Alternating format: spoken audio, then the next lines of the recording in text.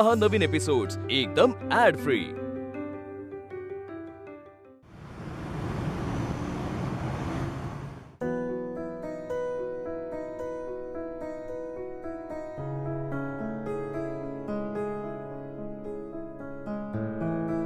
आपल्या बनेवहिनी आहेत ना, त्यांना त्यांच्या दारावर पाटी बनवून हवी होती। झालं, थोडंच काम राहिलं। छान बनवलीस।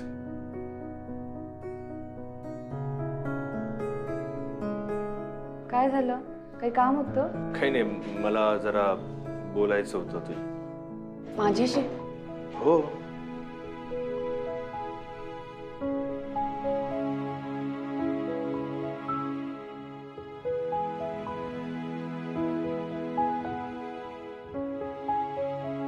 बोला। आनंदी, मी कुठे माझ्या जबाबदारीत किंवा कर्तव्यामध्ये कुठे कमी पडतोय का? असं का म्हणताय तुम्ही? वर्षाताईंबद्दल बोलताय का? हो, बघ ना, म्हणजे हे सध्या जे काही चालू आहे ना तिचं, मला कळत नाहीये। कदाचित असं असेल की आता स्त्रियांचे काही प्रॉब्लेम्स असतात ना की जे नाही कोणाशी बोलू शकत। जसं आता कदाचित तिचं काही असेल जे ती माझ्याशी नाही बोलणार, पण तुझ्याशी नक्कीच बोलेल। आणि तू ते जाणून घेण्याचा प्रयत्न कर। आणि अगं, काय माहिती, तिला असं वाटायला लागलं की तिच्यावर पैसे खर्च केले जात आहेत। ठीक आहे ना, आपल्याला कुठे पैशांचा प्रॉब्लेम आहे आणि मी सगळं मॅनेज करू शकतो ना।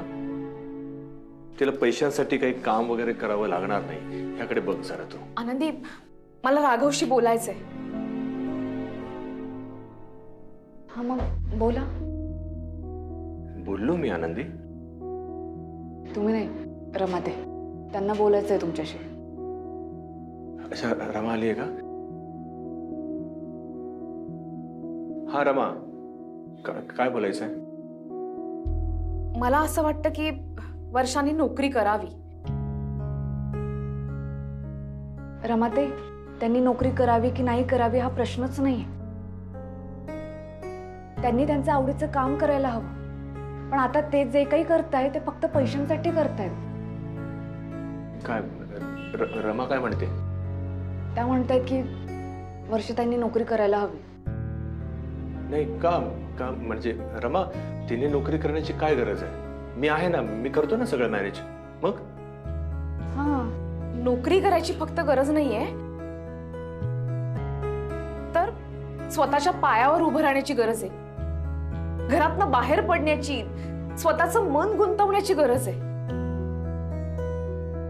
आता वर्षात तशी हुशार आहे, पण कधी बाहेर पडलीच नाहीये ना ती। अजून खूप आयुष्य पडलंय तिचं। बाहेर पडेल, नोकरी करेल, तर तिला कळेल तरी आयुष्य म्हणजे काय असतं ते। नाही रमाताई, ठीक आहे, तुम्ही जे बोलताय खरं तर ते बरोबर आहे, पण आता त्या जिथे काम करायला हो म्हणाल्यात ती जागा मला चुकीची वाटतेय। आपण त्यांच्याशी बोलूयात ना, दुसरीकडे संधी मिळतेय का ते बघूयात। अहो, तुम्ही करा ना त्यांना मदत दुसरी नोकरी शोधण्यासाठी। यार एक मिनिट, तुम्ही आपापसात काय बोलताय मला काहीच कळत नाहीये। मला आधीच सांग की रमाचं असं म्हणणं आहे का की तिने नोकरी केली पाहिजे? हो। का? त्यांचं असं म्हणणं आहे की त्यांनी नोकरी केली पाहिजे, घरातनं बाहेर पडलं पाहिजे, त्यांचं मन कामात गुंतवलं पाहिजे, त्या स्वतःच्या पायावर उभ्या राहायला हव्या। म्हणजे माझ्या आई बाबांनी मला ना इंडिपेंडंट राहायला शिकवलं। मी जेव्हा प्रेग्नंट होते ना, तेव्हा असं वर्क फ्रॉम होम वगैरे असं काही नव्हतं। तरी सुद्धा ऑफिस मधल्या लोकांशी बोलून, काहीतरी सांगून मी घरी काम मागवत होते, ते करत होते। तेव्हा वर्षा काहीच करत नव्हती, फक्त घरात बसून होती। तिच्या आयुष्यात लग्नानंतर जे काही प्रॉब्लेम झाले ते नसते झाले। आनंदी, काय म्हणते रमा? जर ते काम करत असते ना आधीपासून, तर लग्नानंतर त्यांच्यासोबत जे काही घडलं ते त्यांनी असं मुकाट्याने सहन केलं नसतं। हे बरोबर आहे रमाचं। नाही, त्यांचं बरोबरच आहे हो, पण आपण हाही विचार करायला हवा ना की त्या नक्की कुठे नोकरी करणार आहेत। तर ते कुठे नोकरी करणार आहे, काय कुठली कंपनी आपल्याला काय माहिती? हा, मग आपण चौकशी करायला हवी ना त्याची। मग तिने केली असेल ना चौकशी, वर्षात एवढे समजूनदार आहे। अहो पण रमाताईच म्हणतायत ना त्या कधी बाहेर गेल्याच नाहीये, मग त्यांना कसं कळणार की हे चांगलं आहे हे वाईट आहे? एक मिनिट आनंदी, तुझं म्हणणं मला कळलं. रमाचं काय म्हणणं आहे ना ते मला सांग. त्याच्यासाठीच ना तू इथे, ते सांग आधी मला. मला वाटतं वर्षाने नोकरी करावी. मला वाटतं वर्षाने नोकरी करावी असं रमाचं म्हणणं आहे. ठीक आहे, रमा जर का म्हणते तर करू दे वर्षाला नोकरी, काही हरकत नाहीये.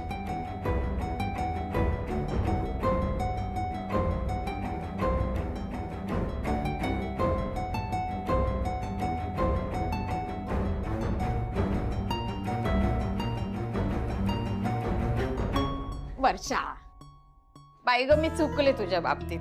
आता काय माफी मागू तुझी?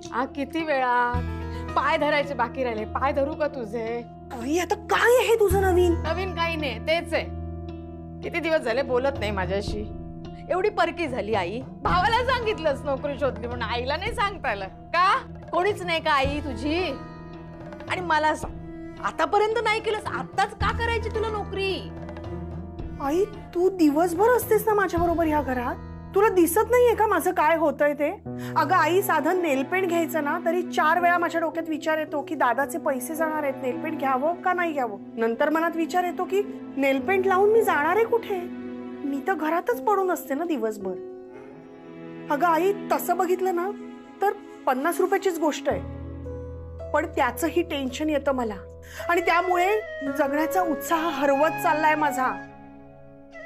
हे बघ आई, आधी मी मला जे काही हवं ना ते हट्टाने मागून घ्यायचे दादाकडून, कारण मी माहेरवाशीण होते. पण आता तसं नाहीये. आता मी या घरात पडूनच असते, मी ओझं आहे या घरावर. माझं भविष्य काय आहे हे मला दिसत नाहीये आणि अशात मी ओझं का व्हायचं दादावर? अगं तुझा प्रश्न नाहीये, तू आई आहेस, तुझा हक्क आहे. आनंदी बायको आहे, तिचाही हक्क आहे. चिंगी तर मुलगी आहे त्याची. पण माझं तसं नाहीये ना. किती झालं तरी मी बाहेरून पुन्हा या घरात परत आलीये. मी या घरात ओझच आहे आणि ते मला होऊ द्यायचं नाहीये. दादा, वर्षा, दादा दादा मला नोकरी करायची नाही म्हणून नकोस ना, दे ना रे परवानगी दादा. वर्षा, माझं आणि तुझ्या वहिनीचं यावर बोलणं झालंय. अरे राघव, पूर्ण सांग ना तिला, कशाला टेन्शन देतोयस? सांग. काय? मला आणि तुझ्या वहिनीला वाटते की तू नोकरी करायला काही हरकत नाहीये.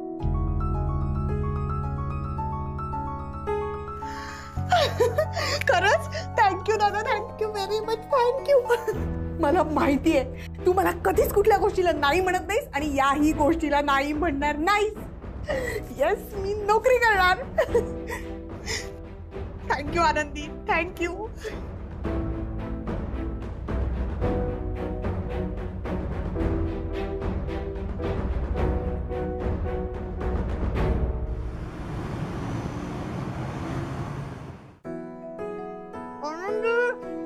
अगं माझा डबा कुठे आहे?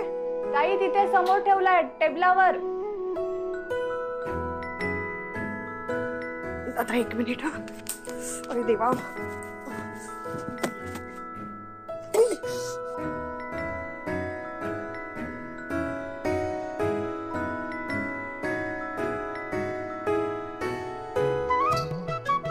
हा, आणि आनंदी मला पाण्याची बॉटल पण लागेल का? दे लवकर. ठीक आहे, पाण्याची बाटली. अजून काय हवंय? आणि हा रुमाल आण लवकर. पाणी झालं, डबा झाला, रुमाल ती आणते. हा, ऍड्रेस. बाबा, जर आत्तूमुळे आईचा असा गोंधळ होत असेल ना तर मला नाही चालणार. सकाळी तयारीचा वेळ आपला असतो ना, त्यात आत्तूची तयारी आई एकटी किती करणार? चिमू, बाळा काय आहे ना, माझा आज ऑफिसचा पहिला दिवस आहे ना, म्हणून म्हणजे जरा गडबड उडाली आहे. काही दिवसांनी नाही होणार, होईल मॅनेज सगळं. हा, पहिला दिवस आहे ना? हो. देवाला नमस्कार केलास? नाही. हा, अगं नमस्कार कर. अगं हो, मी नाही कुठे त्याच्या आई, हो, कृपेने सगळं आई. होतंय. चल चल, अगं हो, मी नाही कुठे नमस्कार कर. करते आई.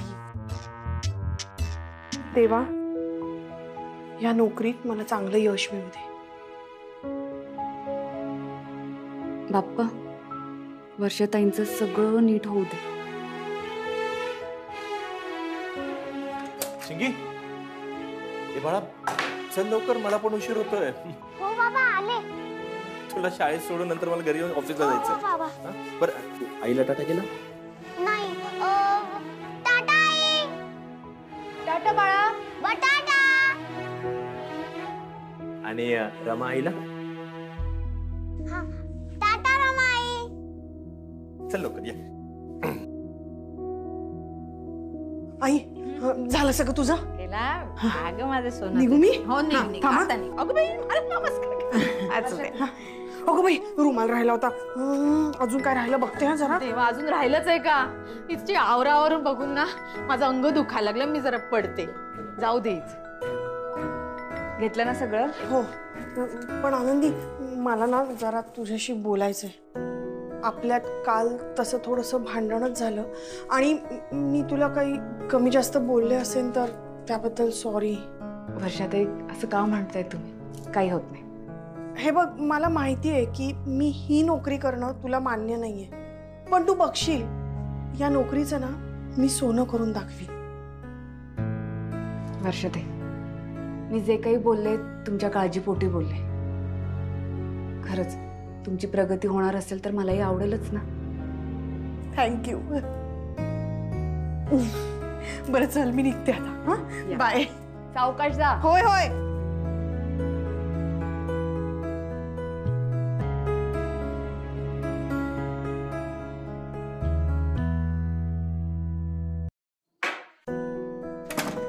काय चिंगीच्या व्हॅनवाल्यांचे नेहमीचेच प्रॉब्लेम्स. आता काय झालं? काय ते म्हणे तिचा तर पिकअप 15 मिनिटं लवकर असणार आहे उद्यापासून. ऐकलं का आनंदी? अरे त्या काय नवीन मुलं जॉईन झाली आहेत, त्यांना पोचायला उशीर नको व्हायला म्हणून इथला पिकअप लवकर असणार आहे. अरे इथे बसून काय सांगतोय? तिला ऐकायला नसेल गेलं. महत्वाची बातमी आहे, सांग तिला. तर उद्या गोंधळ होईल. जा आतमध्ये जा, सांग तिला. आनंदी, ऐकलंस का? हा, चिंगीचा पिकअप 15 मिनिटं लवकर असणार आहे. ऐक ना, कॉफी बनव ना. खूप मूड झाला कॉफी प्यायचा. तुम्हाला आणि रमाताईंना आवडते तशी स्ट्रॉंग? स्ट्रॉंग वाली तुला माहिती आहे ना. माहिती ना.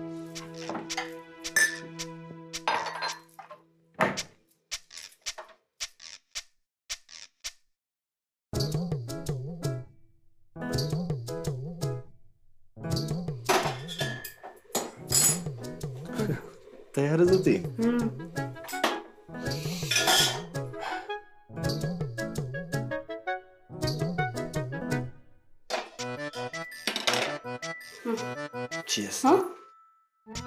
माझी नाहीये, रमाताईंची.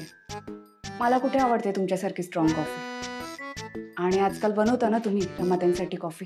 हे घ्या, तुम्ही रमाताईंना द्या, तुमच्या हातून द्या कॉफी. थँक्यू. अगं पण तुला माहिती आहे का? नाही का? बोलायचंय तुम्हाला? अच्छा, म्हणून बोलताय तुम्ही माझ्याशी, कारण तुम्हाला त्यांच्याशी बोलायचंय. थांबा, बोलवते. नाही, असं काही नाहीये. तू तिच्यासाठी कॉफी बनवलीस ना म्हणून विचार. तुझी कॉफी कुठे आहे? मला नाही पाहिजे कॉफी. सांगितलं ना, काम आहेत मला. बाजूला वा बरं.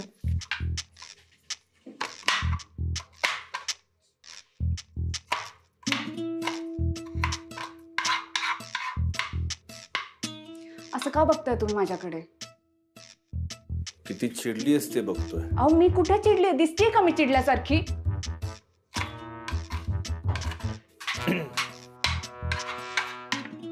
ऐक, जगातल्या समस्त पुरुषांना कळतं की आपली बायको जेव्हा म्हणते मी कुठे चिडली आहे, याचाच अर्थ ती खूप चिडली आहे. खूप काम आहेत मला, त्रास नका देऊ. तुम्ही कॉफी घ्या.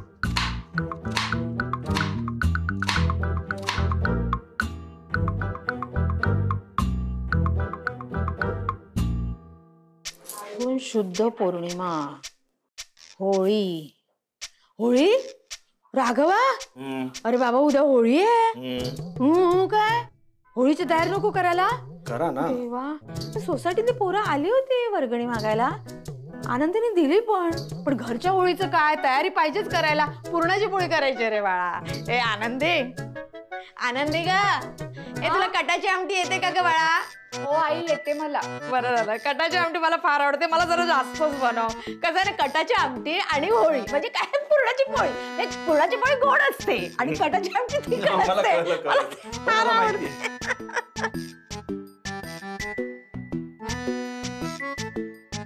आनंदी ऐकलंस ना आई काय म्हणले ते? ऐकलं. होळी आहे आणि ते सगळं होळीचं सामान आणायला आपल्याला जावं लागेल. बरं. बर आनंदी सामान भरपूर आहे आपल्याला जावं लागेल. हे राहू जाऊयात ना मग. चल ना मग ते काम करत बसते बराच वेळ लागेल. म्हणजे ऑफिसवर मग माझं 2 तास तिकडे काम. काय झालं? रमाताईंशी बोलायचंय ना? बरोबर आहे. दिसत नाहीये रमाताई. एकदा बोलून घ्या तुम्ही त्यांच्याशी. थांबा बरं. रमाताई थांबा. अगं आई मी काय म्हणत होतो ऑफिस सॉरी काय आपल्याला सामान आणायचं ना ते आणू. रमाने यायलाच पाहिजे असं काही जरूर. काय ग काय झालं आनंदी? रमाताई होळीची तयारी करायची. सामान आणायला जायचं. आवरून घ्या तुम्ही. जाऊयात एकत्र. रमा इथेच आहे. रमा किचनमध्येच असतो. मला माहितीच नव्हतं. अगं ते रमा असं आहे काय नाही आपलं ते होळीचं सामान नाही का आपण आणतो आणि मग बरंचसं सामान आणायचंय. तू आलीच पाहिजे असं काय तुला चालेल ना? आम्ही दोघं गेलो तर. न चालायला काय झालंय? तसे मी जिवंत होते ना तेव्हा भरपूर शॉपिंग केली. आता मला नाही इंटरेस्ट. जा तुम्ही दोघं जण जा.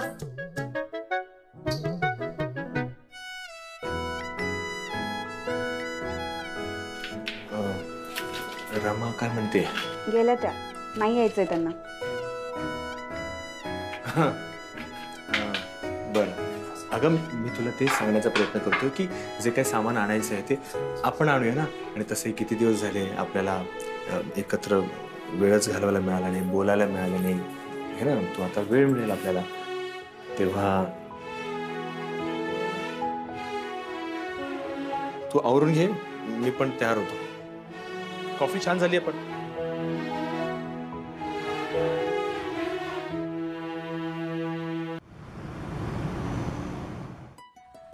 खूप दिवसानंतर बाहेर पडलो ना आपण फिरायला गेलो होतो. त्यानंतर एकांतच नाही मिळाला आपल्याला. म्हणून मी म्हणत होतो आपण दोघेच बाहेर जाऊया. मला ना खूप बोलायचंय तुमच्याशी. काय काय सांगायचंय मला तुम्हाला. बोल ना. तुला परवानगी लागते का? परवानगी नाही. एकांत हवा होता पण मिळाला तो एकांत आता. गुड. बोल आता. बोल. होळी. आमच्या गावाकडे होळी खूप मोठ्या उत्साहात साजरी केली जाते. हो का? हो. म्हणजे खूप मोठी होळी पेटवली जाते आणि त्यात नारळ टाकले जातात. नारळ आपल्याकडे पण टाकतात. नाही तसं नाही. आमच्याकडे खूप मजा असते. तुम्हाला माहिती आम्ही काय करायचो? आम्ही आता होळीसाठी लाकडं लागतात ना तर आम्ही शेजाऱ्याकडे जायचो आणि लाकडं चोरायचो. हो लाकडं पळून आणायचो आम्ही. आणि मग ती माणसं चिडणारच ना आमच्यावर. मग आम्ही असं गावात फिरायचो लाकडं गोळा करत. वाळलेली लाकडं म्हणजे सुकलेलं झाडाचं खोड असायचं, चारा असायचा, हे सगळं आणायचं, गोळा करायचं आणि भली मोठी होळी उभी करायचो. त्याच्यासमोर माझी नारळ ठेवायचो, गाऱ्हाणं गायचो. मनातल्या इच्छा आपल्या होलिका मातेला सांगायच्या आणि बोंब मारायची. अरे हा ते बोंब मारायचं. ते बोंब मारून दाखव ना. माझी काय बोलतोय तुम्ही? मग इथे कुठे बोंब मारून दाखवणार आहे मी तुम्हाला? मग काय झालं? ठीक आहे ना. मालवणी कशी शिकवलीस तुम्हाला तसं बोंब मारायला पण शिकव. तुम्ही राहू द्या. मला मालवणी पण नाही जमली आहे आणि हे पण नाही जमणार.